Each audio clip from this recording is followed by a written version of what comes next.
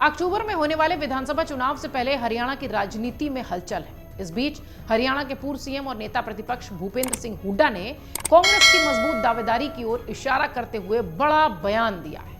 इसके साथ ही भूपेंद्र सिंह हुड्डा ने आम आदमी पार्टी के साथ गठबंधन को लेकर भी बड़ा बयान दिया। घड़ी सांपला किलोई विधानसभा क्षेत्र से कांग्रेस के उम्मीदवार हुड्डा ने कहा कि हमने आपके साथ गठबंधन की कोशिश की। आम आदमी पार्टी का जिक्र वो कर रहे थे, लेकिन उन्होंने अपने उम्मीदवार घोषित कर दिए। हमने कोशिश की, लेकिन शायद वो ऐसा चाहते नहीं थे।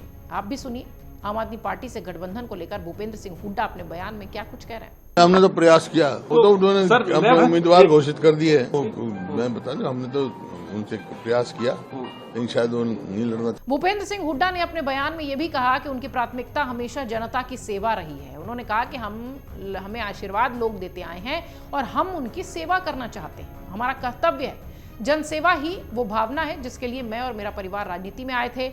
लोगों ने मुझे अवसर दिया और हम उनकी यथासंभव सेवा करेंगे। कांग्रेस के नेता का यह भी दावा है कि हरियाणा की 36 बिरादरियों ने इस बार कांग्रेस को समर्थन देने का निर्णय लिया है। उन्होंने कहा कि हरियाणा की 36 बिरादरी ने यह तय किया है कि अब की बार कांग्रेस की सरकार, बीजेपी जा रही है और कांग्रेस सत्ता में आ रही है। आपको बता दें, हरियाणा विधानसभा चुनाव में कांग्रेस और आम आदमी पार्टी अलग अलग चुनावी मैदान में उतरे हैं। अभी कुछ दिनों पहले तक ये चर्चा हो रही थी कि आम आदमी पार्टी और कांग्रेस यहां गठबंधन में लड़ेगी, लेकिन आम आदमी पार्टी की तरफ से उनकी 3 लिस्ट आ गई।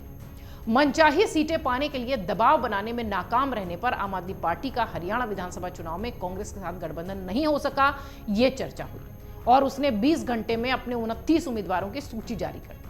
एक तरीके से शुरुआत में कहा गया कि ये प्रेशर पॉलिटिक्स थी, लेकिन उसके बाद दूसरी सूची आ गई, फिर तीसरी सूची आ गई। लोकसभा चुनाव में गठबंधन कर उतरे दोनों दल विधानसभा में अलग अलग लड़ रहे हैं। आम आदमी पार्टी ने सभी 90 सीटों पर उम्मीदवार उतारने का फैसला किया है। वहीं कांग्रेस और बीजेपी के बीच मानी जा रही लड़ाई को तिकोना बना पाती है या नहीं, ये देखने वाली बात होगी। यानी त्रिकोणीय मुकाबला हो पाता है या नहीं आम आदमी पार्टी की तरफ से, ये देखने वाली बात होगी। लेकिन हाँ, एक बात तो तय है कि कांग्रेस और आम आदमी पार्टी दोनों का नुकसान होगा। पिछले चुनाव के आंकड़े अगर आप देखें तो ज्यादा नुकसान की आशंका कांग्रेस को है। पिछले विधानसभा चुनाव में राज्य की 46 सीटों पर आम आदमी पार्टी चुनाव लड़ी थी। सभी पर जमानत जब्त हुई। 0.48% से वोट मिले। नोटा पर 0.53% वोट थे। बीते लोकसभा चुनाव में आम आदमी पार्टी ने कुरुक्षेत्र की सीट से कांग्रेस के साथ मिलकर चुनाव लड़ा था। 4% वोट मिले और सीट भी हाथ से गई।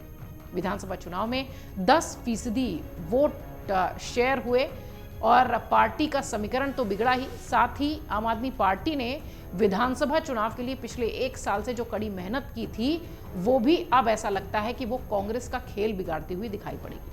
पंजाब और दिल्ली से सटे जो सीटें हैं, आम आदमी पार्टी वहां के लिए टिकट चाहती थी, वहां के लिए सीटें चाहती थी। यदि आम आदमी पार्टी का कांग्रेस से 5 सीटों पर भी समझौता हो गया होता तो कांग्रेस का वोट बैंक भी उसे ही मिलता और वो इन सीटों पर जीत की राह देख सकती थी। इससे हरियाणा की राजनीति में उसकी एंट्री हो जाती। इसका फायदा उसे अगले साल होने वाले दिल्ली विधानसभा चुनाव में मिलता। लेकिन अब इस बात का कोई मतलब नहीं है, क्योंकि अब दोनों ही पार्टियां अलग अलग लड़ रही हैं। आम आदमी पार्टी अपनी 90 सीटों पर उम्मीदवार उतार रही है।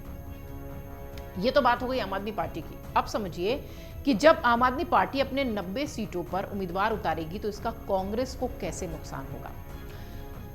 आम आदमी पार्टी का हरियाणा में जनाधार बिल्कुल नहीं है, यह नहीं कह सकते।